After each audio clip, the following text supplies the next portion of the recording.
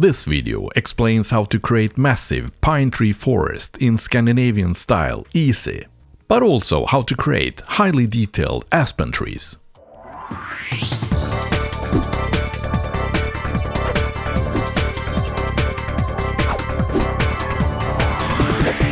Hello and welcome to this third and final episode in creating realistic scenery. And the focus here has been, a large area covering and get started. I get quite a few comments just saying that oh wow, I haven't got started on landscaping, but this got me inspired and got me going. So that was exactly the purpose, because the scenery work has been, I would say, the same since the 50s. So this third and final episode is about trees. And I kind of differentiate narrow trees which are up front, which should be detailed and kind of large, I think. And the trees in the back could be like bushes, not all detailed and placed just to break the uniformity of the horizon. So let's get started. Now, of course, the easiest way to make pine trees is to buy a pack. And this pack consists from 10 pieces, has item number 26930 and manufactured by Noch. And the cost for these, at the time for this video, it's only 17 euros, so €1.70 each.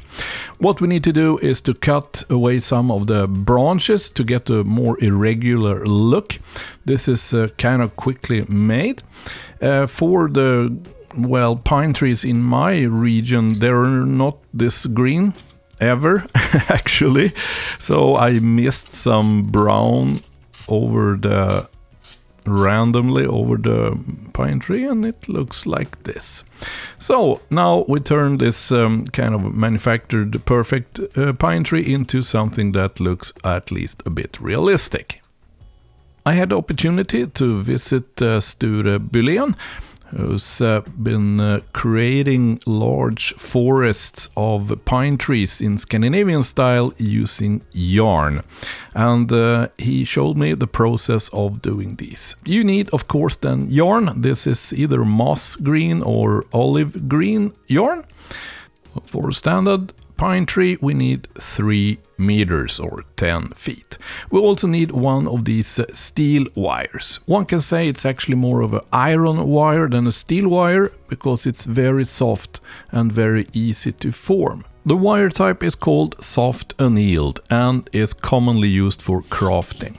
We also need this 1 foot or 30 centimeters plywood triangle, which is made from 8mm plywood, to which we align the steel wire and then wind the yarn outside. Then we put the yarn inside the wire in one end, and then we start pulling until 2.5 centimeters or 1 inch remains. We now bend the steel wire and create a loop at the top, and twisting it together like this. In the bottom, we're just twisting them together without creating a loop. Now turn the plywood around so the steel wire are facing downwards, and then with a hobby knife cut the yarn on this side. Now remove the pine tree from that plywood triangle, and in a similar manner as the purchased one, we're gonna twist this to get it, a bit more realistic. So insert the bottom piece into a screw wrench, and either by the help of a power tool, or since we're not making very many turns, we can use a manual drill with a hook inserted. So I'm connecting the hook to the pine tree here, and then just wind a few turns until the pine tree looks like a pine tree. Now, next move is to cut away that top piece of steel wire, and then with the help of a pair of scissors, forming the pine tree to the desired shape. Now, as you see, each individual tree is easy to make, low cost, and doesn't look all that great, but all together it creates a fantastic scene on a layout like this. And especially if you combine it with placement of larger, taller pine trees up front and lower towards the backdrop. So besides from the mass effect of forests in the background, I also like to make a few, maybe 2, 3 or 4 of these crafted aspen or birch trees. And this is what the beech tree looks like in real life. Well, it has its leaves and a trunk which is mainly white with some moss on it. And this is what the birch tree will look like once we modeled it.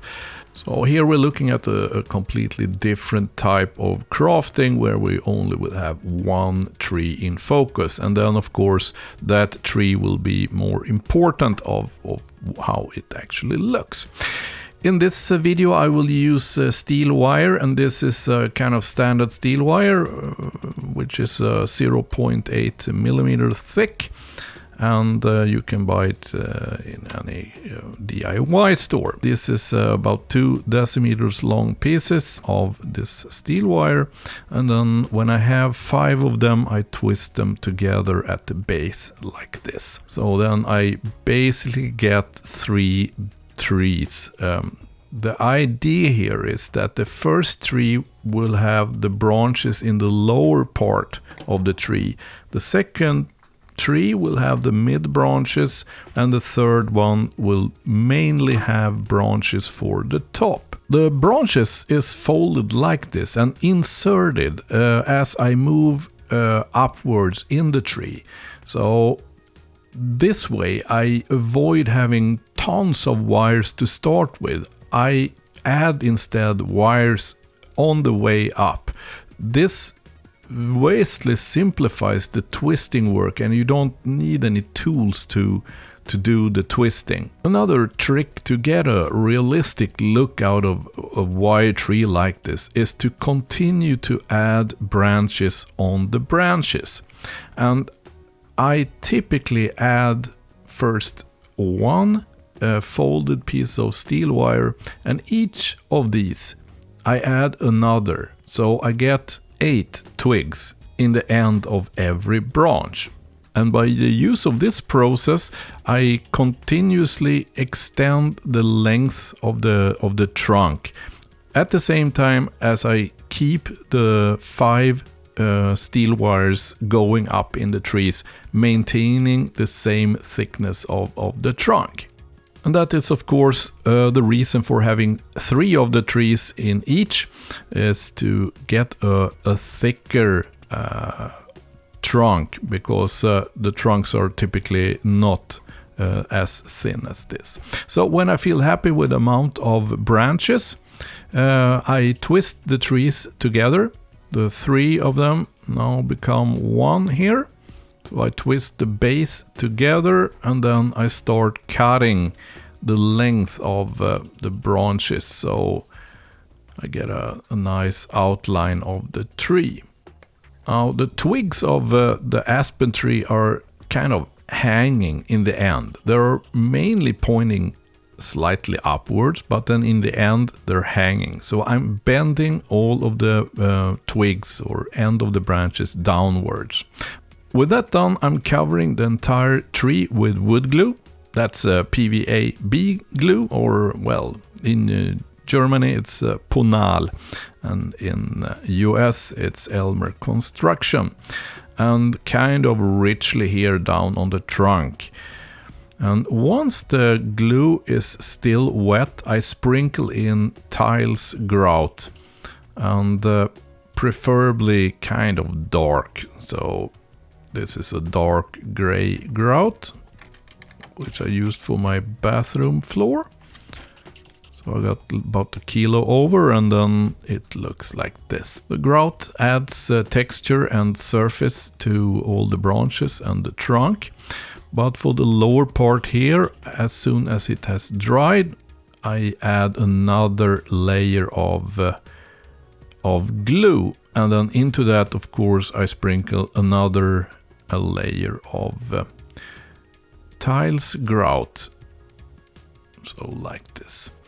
Now leave this to dry for say 2 or 3 hours, because the drying time is kind of long, and then you can push the glue, because it's soft inside, and this way shape the tree, get the kind of bark texture, but also to get the roots going up in the trunk so that patterns kind of follow up in the trunk. That gives a really realistic look. So now I'm happy with the tree as such. I've painted the trunk white, and now I have the branches black. So now I'm just making some adjustment here, and then I add the black spots. The black spots originates from old branches which has broken off during the period that the tree has grown. So I'm adding those like this, and then we're ready for the foliage. For this I'm using spray glue. This spray glue is very nice, 61151 from Noch. It's one of the few that that's actually working. And then to that I'm using any type of 12mm brown static grass. So it doesn't really matter what you have there, and also the color is of less importance because we will paint it all.